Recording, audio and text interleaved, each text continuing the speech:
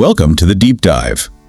Our mission today is, well, it's pretty straightforward, but I think it's absolutely critical for your cultural literacy. It really is. We've gone through mountains of film history, box office data, critical analysis, all of it, to bring you 5 films that are, let's just say, non-negotiable. Right. These aren't just great movies. They are the foundations of American cinematic vocabulary. If you haven't seen them, you're missing a huge piece of the puzzle for, modern storytelling. Exactly. And what makes this deep dive, I think, unique is that we're not just going off our favorite movies. No, this is not a subjective list. Not at all.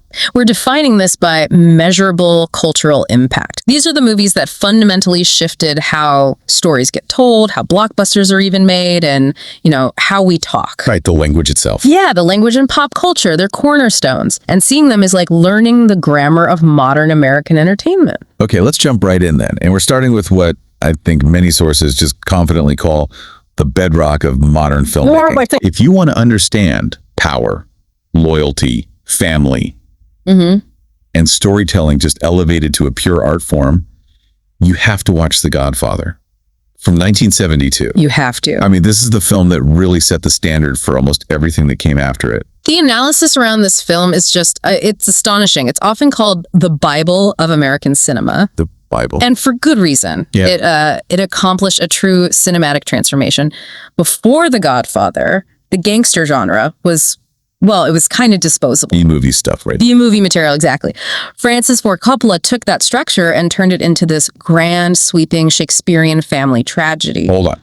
A Shakespearean family tragedy. That's a really bold claim, especially when you think about classics like, say, Citizen Kane that came before it. Yeah. What specifically makes The Godfather so foundational? It's the technical execution. The analysis always points to one thing above all else, the lighting. Gordon Willis, the cinematographer, created that iconic dark look. And it wasn't just to be moody, it was revolutionary.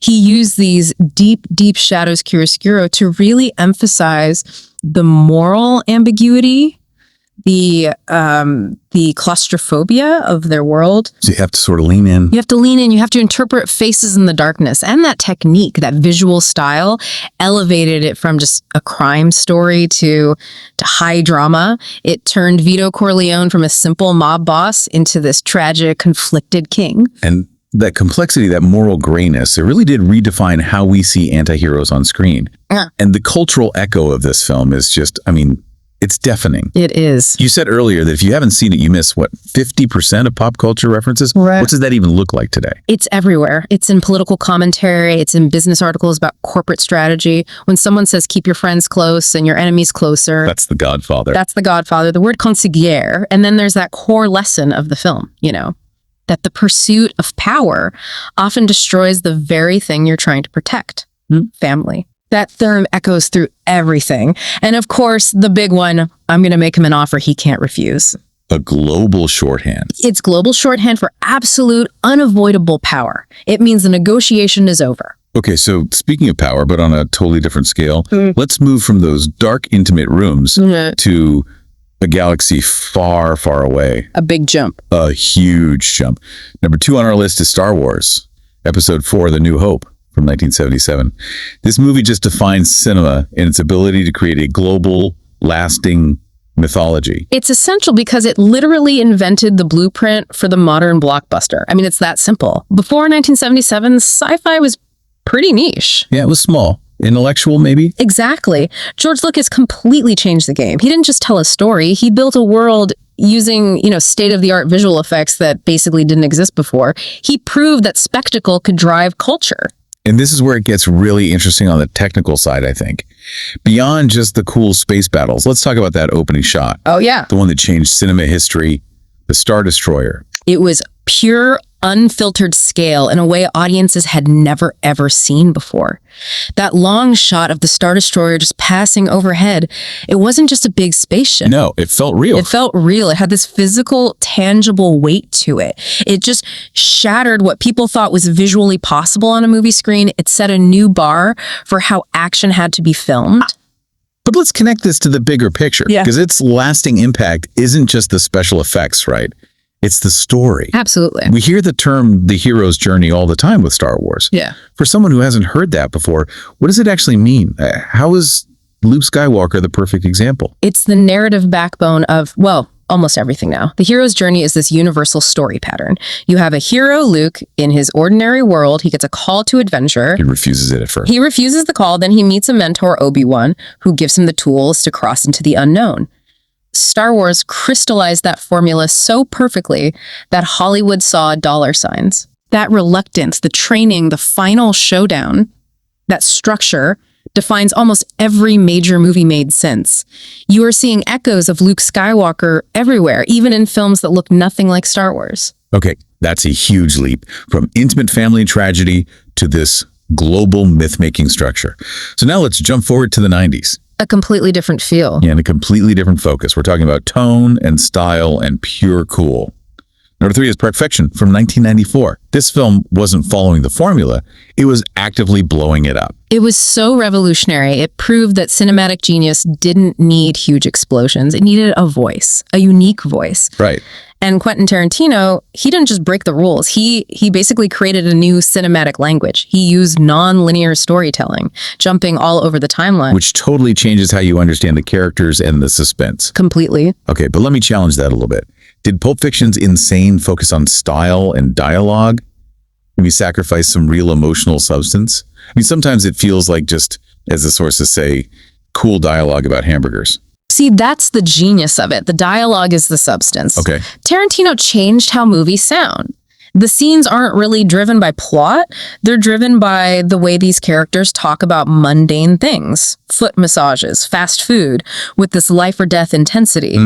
That conversational style mixed with the jumbled timeline, it forces you to pay attention to every little detail. And it proved that independent film could be irreverent, cool, and also incredibly profitable. And if you haven't seen it, you will not get the cultural currency of that dance sequence. Jackrabbit Slims. At Jackrabbit Slims. It's this weird, tense, but magnetic scene.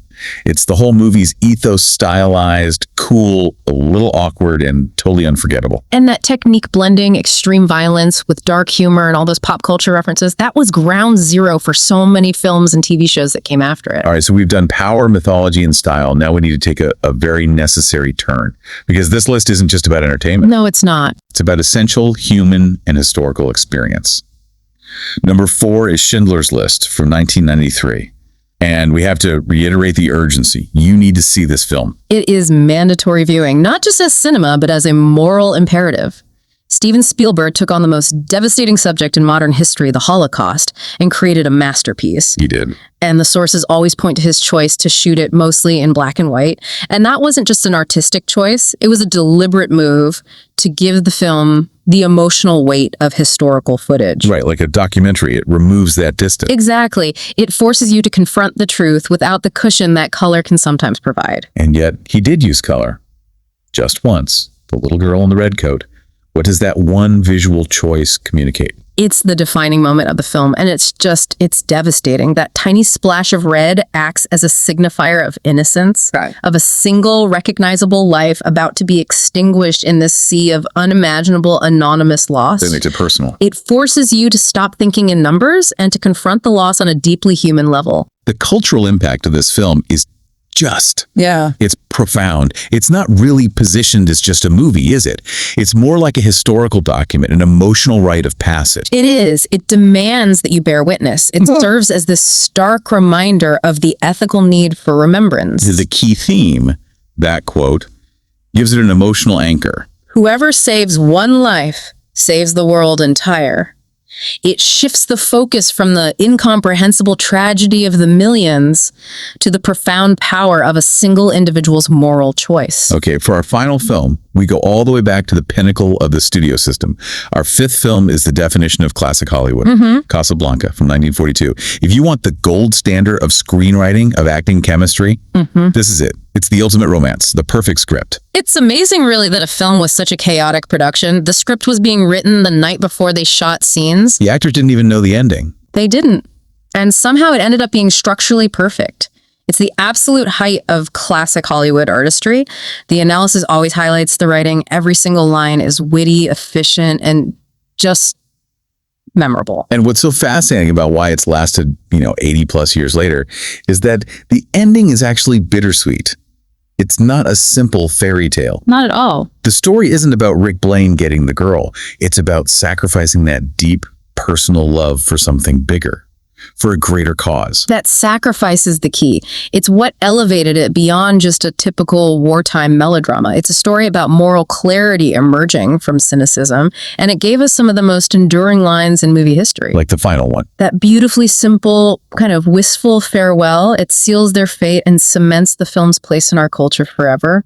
Here's looking at you, kid. It's instantly recognizable everywhere, but when you see it in context, the emotional weight just hits you. It really does. So if we connect this whole list, this incredibly diverse group of films from 1942 all the way to 1994, what we have is it's an essential education in the evolution of American storytelling. That's right. We've covered the moral complexity of The Godfather, the mythological structure of Star Wars, the ethical confrontation of Schindler's List, the postmodern cool of Pulp Fiction, and the sheer perfection of Casablanca. And by watching these, you are getting a crucial cultural vocabulary. You learn why certain dialogue works, how spectacle is built, what a perfect story structure looks like across totally different genres. Yeah. These deep dives are designed to give you that shortcut, to get you culturally literate by focusing on the material that truly defined its time. They teach you about power, myth, style, history, and sacrifice. These 5 are the absolute non-negotiable foundation. So what does this all mean? We've given you our non-negotiables, the films that we think define American cinema. But the conversation is not over. We want to know what you think. We've given you our definitive 5. What is the one movie you think everyone must see before they die? Let us know in the comments.